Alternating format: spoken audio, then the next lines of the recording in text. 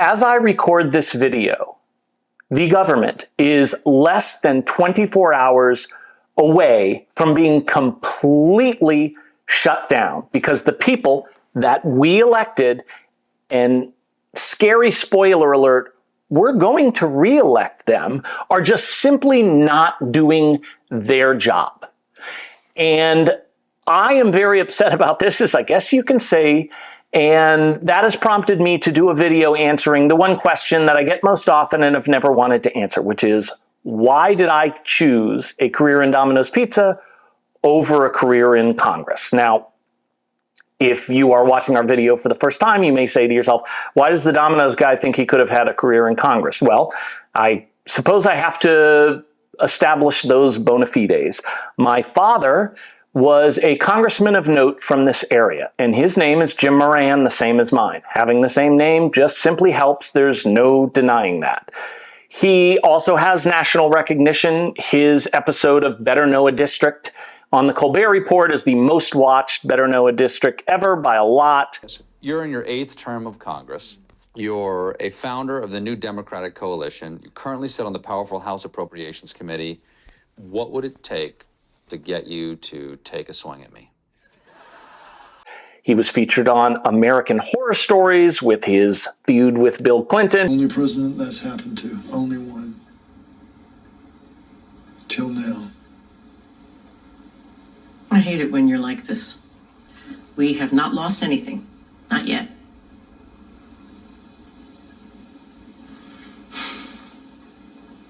I'll call Jim Moran. What do you say? And a lot of other national exposure. I seem to have a lot of the qualities that got him elected and kept him elected.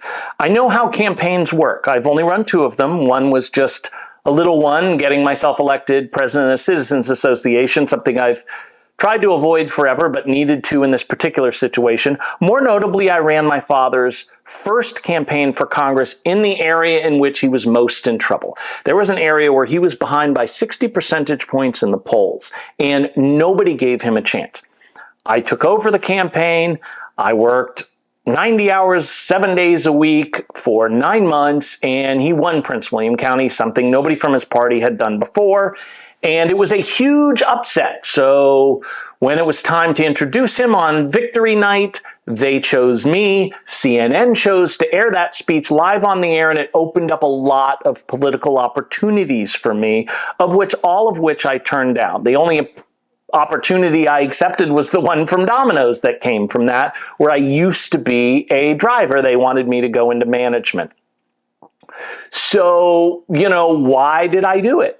I have other qualities. My speeches continued. I did take advantage of a lot of speaking opportunities after that, mostly to talk about that campaign and later on a lot of my success in Domino's. I'm very good at debates. I've helped other candidates with their debates. And if you watch my Top 5 Friday videos, hopefully you agree that I'm very good at making a point that you maybe normally would not agree with. When my father was in Congress, it was a 7-day-a-week job, but as I've already said, that is not atypical for me, and that is something that is in my wheelhouse. So, why did I make this choice? At the time, maybe you could argue that being in Congress was more prestigious than being in Domino's Pizza. I don't think you can make that argument now, and in fact, I'm about to make the opposite argument.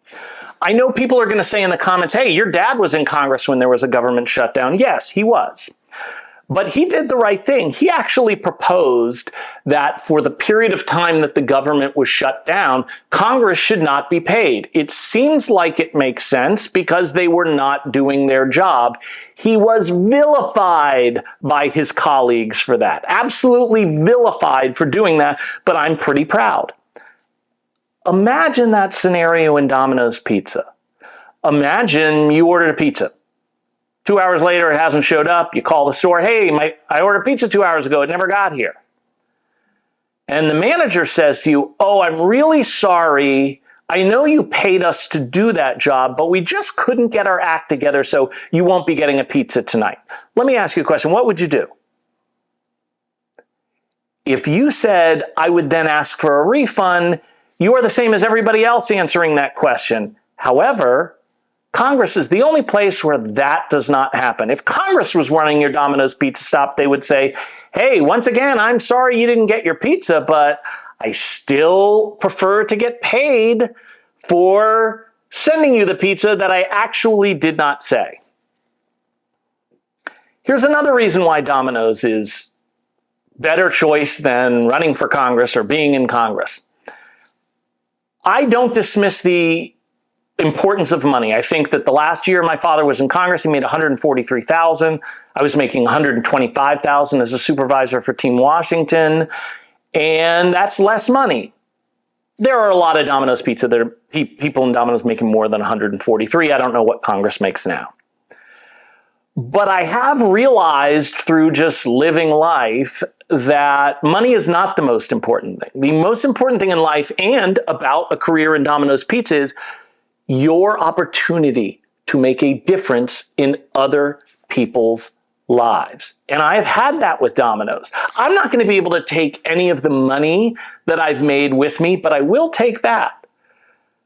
I have dozens and dozens of people that came under my employ that have a life, that have a family, that have a house, and I played a big role in that. Their life is different because of me, and that's what I am most proud about. Most proud about. What difference is Congress making?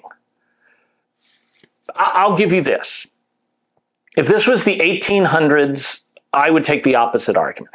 In the 1800s, Congress wasn't perfect, obviously, but they were building a nation that turned out to be one of the greatest nations that there ever has been.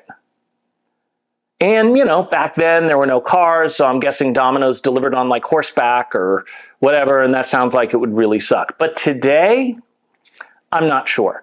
My dad left Congress because he didn't feel like he was getting anything done anymore, like he was accomplishing something, like he was furthering society. And today it is much, much worse.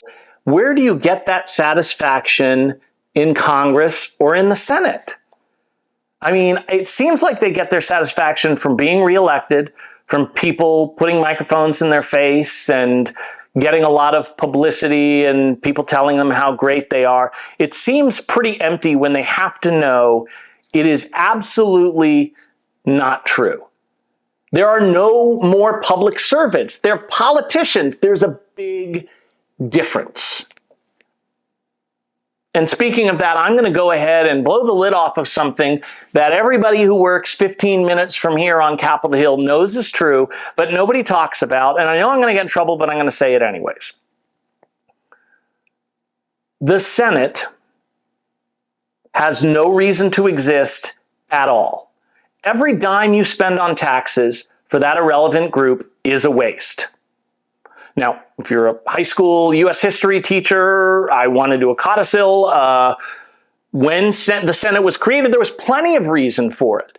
It was a different world. Every state was like a different country in and of itself. You've got the northeastern states, particularly the ones with the biggest ports that were bringing in all of that economy. You had the southern states that were agrarian. As we moved west, that was a completely different type of economic situation, and everybody deserved to be represented because they were in a different world. So I get it.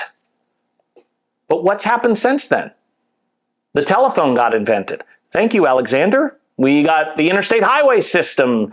Thank you, Ike. We got high-speed air travel. Thank you, Wright brothers. We got computers. Thank you, Charles Babbage. We got the internet. Thank you, Al Gore. Sorry, I got to give him crap. He's a senator, and I'm trashing the Senate, so that's part of it.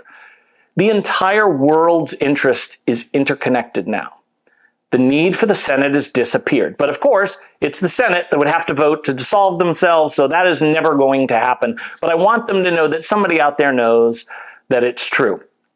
There is a moment in Evan Thomas's great book about Robert Kennedy.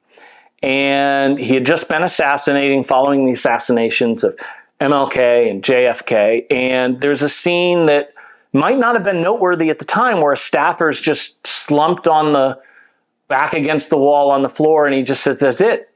There's nobody else.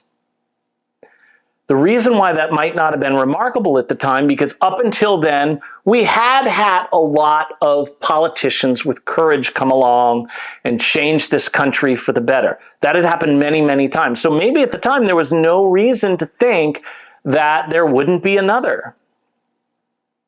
But there hasn't been.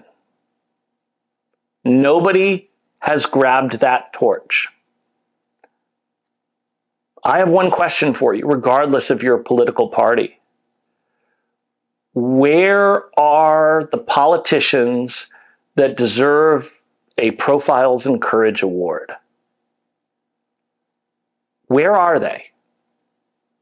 Where are they?